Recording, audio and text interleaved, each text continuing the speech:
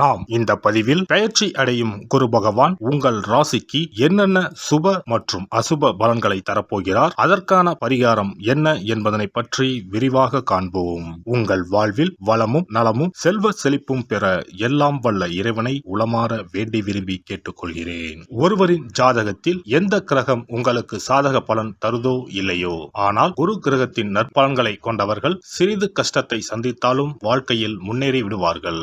நவ கிரகங்களில் குரு பகவான் மங்கள கிரகமாக விளங்கி வருகிறார். ஜோதிட சாஸ்திரத்தில் குரு பகவானுக்கு தேவர்களின் குரு என்ற அந்தஸ்தும் வழங்கப்பட்டுள்ளது. இவர் நல்ல பலன்களை அளிக்கும் கிரகமாக கருதப்படுகிறார். திருமணம், மகிழ்ச்சி, குழந்தைகள், நல்ல அதிர்ஷ்டம், அறிவு, கல்வி, பேச்சாற்றல், மரியாதை, நல்ல ஒழுக்கம் ஆகியவற்றுக்கு இவர் காரணியாக உள்ளார். ஒருவரது ஜாதகத்தில் குரு பகவான் நல்ல இடத்தில் இருந்தால் அவர் வாழ்வில் மிகுந்த மகிழ்ச்சியையும் செழிப்பையும் பெறுகிறார். அவர் வெற்றியின் உச்சம் தொடுவதை யாராலும் தடுக்க முடியாது. குருவின் அருள் பெற்ற நபர்களுக்கு அறிவாற்றல் மேம்பட்டு சமூகத்தில் நல்ல கௌரவமும் பெற்றிருப்பார்கள். 12 ஆண்டுகளுக்கு பிறகு குரு பகவான் ரிஷப ராசியில் பிரவேசிக்க உள்ளார். ஜோதிடத்தில் முக்கிய கிரக பெயர்ச்சிகளில் ஒன்றாக கருதப்படுவது குரு பெயர்ச்சி. இந்த ஆண்டு குரு பெயர்ச்சி 2024 மே 1ஆம் தேதி நடக்க உள்ளது. குருவின் அமைப்பும் குருவின் பார்வையும் எப்படிப்பட்ட பலனை அள்ளித்தரும் என்பதை தெரிந்து கொள்வோம். கால சக்கரத்தில் தனுசு, மீன ராசிகளுக்கு அதிபதியான குரு பகவான் தற்போது மேச ராசியில் சஞ்சாரம் செய்து வருகின்றார். இவர் 2024ஆம் ஆண்டு மே மாதம் 1ஆம் தேதி நண்பகல் 12:59 மேச ராசியில் உள்ள கிருத்திகை 1ஆம் பாதத்தில் இருந்து ரிஷப ராசியில் உள்ள கிருத்திகை 2ஆம் பாதத்திற்கு பெயர்ச்சியாக உள்ளார். குரு பெயர்ச்சி பெறும் ஸ்தானத்தை விட குருவின் 5, 7, 9ஆம் பார்வை பெறக்கூடிய ராசிகள் மிகவும் சிறப்பான பலன்களை பெற்றிடும் என்பது ஜோதிட விதி. 2024ஆம் ஆண்டில் நடக்கும் குரு பெயர்ச்சியின் தாக்கம் அனைத்து ராசிகளிலும் இருக்கும். எனினும் சில ராசிகளுக்கு குருவின் இந்த மாற்றம் பலவித நற்பலன்களை அளித்தரும். இவர்கள் எடுத்த காரியங்கள் அனைத்திலும் வெற்றி பெறுவார்கள். நீண்ட நாட்களாக நடக்காமல் இருந்த பல விஷயங்கள் குரு பெயர்ச்சிக்கு பிறகு வெற்றிகரமாக நடந்து முடியும். இவர்களுக்கு அதிர்ஷ்டத்தின் ஆதரவு முழுமையாக இருக்கும். இந்த குரு பெயர்ச்சியானது ஒரு சில ராசிக்காரர்களின் வாழ்வை புரட்டி போட போகிறது. துரோகத்தால் பிரிந்த கணவன் மனைவி, சகோதர சகோதரி உறவு ஒன்று சேர போகிறது. நட்பு என்னும் நஞ்சால் உங்கள் உறவை பிரித்த துரோகியை இனம் கண்டு உண்மையான உறவு யார் என்பதனை அறிந்து கொள்வீர்கள். நஷ்டம் மட்டுமே பார்த்த வியாபாரிகள் திடீர் லாபத்தை அடைய உள்ளீர்கள். திடீர் லாட்டரி அடித்தது போல லாபம் இரட்டிப்பாகும். சனி பார்வையினால் ஏற்படும் காம சிந்தனைகள் இந்த குரு பெயர்ச்சியினால் சரியாகும். தகாத பெண் உறவை தவிர்த்து ஆன்மீக பயணத்தை தொடர்வீர்கள். சதி எதுவாக இருந்தாலும் அதை முறியடிப்பது சிவனின் விதியாகும். சிவனின் துணை இருந்தால் எதிரில் யமனே வந்தாலும் சமாளித்து வெற்றி அடையலாம். இனி உங்கள் ராசிக்கான பலன்கள் என்ன என்பதனையும் அதற்கான பரிகாரம் என்ன என்பதனையும் பார்ப்போம். மீனராசி அன்பர்களே, உங்கள் ராசிக்கு 2ஆம் வீட்டில் அமர்ந்த ராசிநாதன் குரு பகவான் மே மாதம் முதல் 3ஆம் வீடான தைரியம், சகோதரம், வீரம், எழுத்தறிவு, விளையாட்டுத்துறை என்று சொல்லப்படும் இடத்திற்கு மாறுகிறார். ஏற்கனவே இருந்த இடம் நல்ல இடம்தான். குரு பகவான் 3ஆம் வீட்டில் மறைந்தாலும் குரு பகவானின் பார்வைப்படும் 7, 9, 11 பாவங்களால் யோகத்தை அனுபவிக்க போகிறீர்கள். திருமணம் தாமதமாகி நிற்பவர்களுக்கு இனிதே திருமணம் நடக்கும். சிலருக்கு வெளிநாட்டு வேலை கிடைக்கும். வேலை விஷயத்தில் பிரச்சனை உள்ளவர்களுக்கு நல்ல தீர்வு கிடைக்கும். பாக்கியஸ்தானத்தை குரு பகவான் பார்க்க போவதால் ஆன்மீக பயணங்கள் செல்வீர்கள். ஆலய தரிசனம் மன அமைதியை கொடுக்கும்.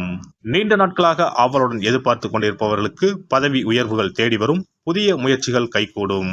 லாபஸ்தானத்தை ராசி அதிபதி குரு பார்க்க போவதால் பொருளாதார நிலை திருப்தி தரும். பணம் கொடுக்கல் வாங்கலில் கவனமாக இருப்பது நல்லது. தன வரவு ஆதாயம் கிடைக்கும். தொழில் வளர்ச்சி, மாற்றம், முன்னேற்றத்தை தரும். நோய் நொடி தொந்தரவுகள் நீங்கும். ஆரோக்கியம் அதிகரிக்கும். குடும்பத்தில் அமைதி நிலவும். மகிழ்ச்சி பொங்கும். புனித யாத்திரை செல்வீர்கள். பெரியோர்கள் மூலம் காரிய அனுகூலம் உண்டாகும். பெரும் புள்ளிகளின் அறிமுகம் கிடைக்கும். தொழில் வியாபாரம் மூலம் லாபம் அதிகம் வரும். வாக்கு வன்மையால் தொழில் வியாபாரம் சிறப்பாக நடைபெறும். புதிய வாடிக்கையாளர்கள் கிடைப்பார்கள். பழைய பாக்கிகள் வசூலாகும். கடன் வசதி கிடைக்கும். உத்தியோகத்தில் இருப்பவர்களுக்கு புதிய பதவி கிடைக்கும். அந்தஸ்து உயரும். நிலுவையில் இருந்த பணம் வந்து சேரும். குடும்பத்தில் மகிழ்ச்சியான கொண்டாட்டங்கள் இருக்கும். குடும்ப சுகம் பூர்ணமாக கிடைக்கும். கணவன் மனைவிக்கு இடையே திருப்தியான நிலை காணப்படும். பிள்ளைகளால் பெருமை உண்டாகும். சுப காரியங்களில் குடும்பத்தினுடன் கலந்து கொள்வீர்கள். வாய்க்கு ருசியான இனிப்பு மற்றும் உணவு கிடைக்கும். பெண்கள் எடுத்த வேலையை வெற்றிகரமாக செய்து முடிப்பீர்கள். பெரியோர் மூலம் அனுகூலம் உண்டாகும். பணவரத்து திருப்தி தரும். அரசியல்வாதிகள் மக்களின் தேவைகளை அறிந்து பூர்த்தி செய்தால் மட்டுமே மக்களின் ஆதரவை பெறுவீர்கள். பேச்சில் சற்று நிதானத்தை கடைபிடிப்பது நல்லது.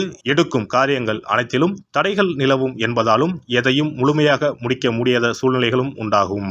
கலைஞர்கள் கையில் இருக்கும் வாய்ப்புகளை நழுவ விடாமல் பார்த்துக் கொள்வது நல்லது. தொழிலில் போட்டி பொறாமைகள் அதிகரிக்கும். வரவேண்டிய சம்பள பாக்கிகள் கிடைக்காமல் இழுபறி நிலையில் இருக்கும். பொருளாதார நிலையிலும் தடைகள் உண்டாகும். தேவையற்ற இடமாற்றங்களால் உடல்நிலை பாதிப்படையும். சேமிப்பு குறையும். மாணவர்களுக்கு படிப்பில் முன்னேற்றம் காணப்படும். கல்வியில் வெற்றி பெற தேவையான உதவிகள் கிடைக்கும். உற்சாகமாக காணப்படுவீர்கள். பூரட்டாதி 4ஆம் பாதம். இந்த குரு பெயர்ச்சியால் ஊழியர்களுக்கு வரவேண்டியவை அனைத்தும் வந்து சேரும். கேட்ட இடத்திற்கு மாறுதல் கிடைக்கும். மகான்களின் சந்திப்பு ஏற்படும். தங்கள் பிள்ளைகளுக்கு வரன் தேடும் பெற்றோர்களுக்கு நல்ல சம்பந்தம் வந்து சேரும். நீங்கள் எடுக்கும் முடிவுகள் நல்ல வாய்ப்புகளை பெற்று தரும். உங்களை ஒதுக்கியவர்களே உங்களை தேடி வருவார்கள். உத்திரட்டாதி நட்சத்திரம். இந்த குரு பெயர்ச்சியால் தொழிலாளர்கள் ஓய்வில்லாமல் உழைக்க நேரும். அதற்கேற்றவாறு கூடுதல் வருமானமும் வரும். தொழில் அதிபர்கள் நினைத்தபடி உற்பத்தி கூடும். புதிய ஒப்பந்தங்கள் வரும். லாபம் பெருகும். வியாபாரிகள் நல்ல லாபத்தை பெறுவார்கள். பழைய பாக்கிகள் வசூலாகும். உடல்நிலையில் இருந்து வந்த சிரமங்கள் முற்றிலும் நீங்கும். ரேவதி நட்சத்திரம். இந்த குரு பெயர்ச்சியால் நீண்ட நாட்களாக தொல்லை கொடுத்து வந்த நோய் மருந்துக்கு கட்டுப்பட்டு விடும்.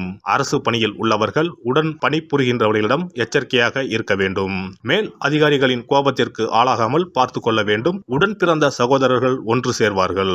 மனம் ஆகாதவர்களுக்கு நல்ல வரன்கள் வந்து சேரும். ருத்ர ஜபம் செய்வதும் குருவுக்கு வியாழக்கிழமையில் கொண்டக்கடலை நிவேதனம் செய்து வழங்குவதும் வருமானத்தை உயர்த்தும். மன அமைதி கிடைக்கும். குரு பெயர்ச்சி சிறப்பு பரிகாரம். ஜாதகத்தில் குரு நல்ல இடத்தில் இல்லாமல் இருந்தாலோ கோசார ரீதியாக கொடூரமானவராக இருந்தாலோ குரு தோஷம் நீங்க பரிகாரம் செய்ய வேண்டும். தீய பலன்கள் குறையவும் நல்ல பலன்கள் அளவுக்கு அதிகமாக நடைபெறவும் குரு பகவானுக்கு செய்யும் பரிகார முறைகள் உதவும்.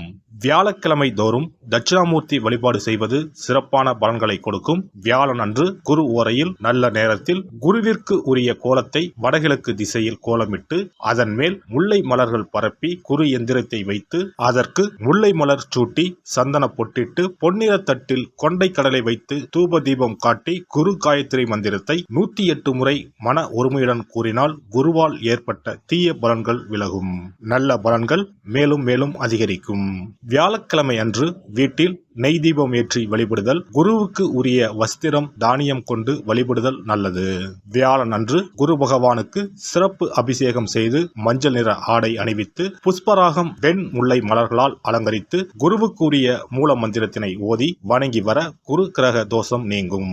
மஞ்சள் நிற ஆடையை உடுத்துவது, புஷ்பராக மணியை அணிவது, மஞ்சள் நிற ஆடை, கடலை, தானியம் ஆகியவற்றை தானம் செய்வது, வியாழக்கிழமைகளில் விரதங்களை மேற்கொள்வது ஆகியவற்றால் குருதோஷ பரிகாரங்களை செய்யலாம். உங்களால் முடிந்த அளவிற்கு ஏழை எளியோருக்கு தானம் தர்மம் செய்தால் வாழ்க்கையில் அமைதி கிடைக்கும். தினந்தோறும் அல்லது வாரத்தில் ஒரு முறையாவது பசுமாட்டிற்கு அகத்திக்கீரை, அருகம்புல், வாழைப்பழம் போன்றவற்றை உணவாக கொடுத்து வருவது ஜாதகத்தில் இருக்கின்ற குரு பகவானின் நிலையை மிக விரைவில் வலிமைப்படுத்தக்கூடிய ஒரு சிறப்பு பரிகாரமாக கூறப்படுகிறது.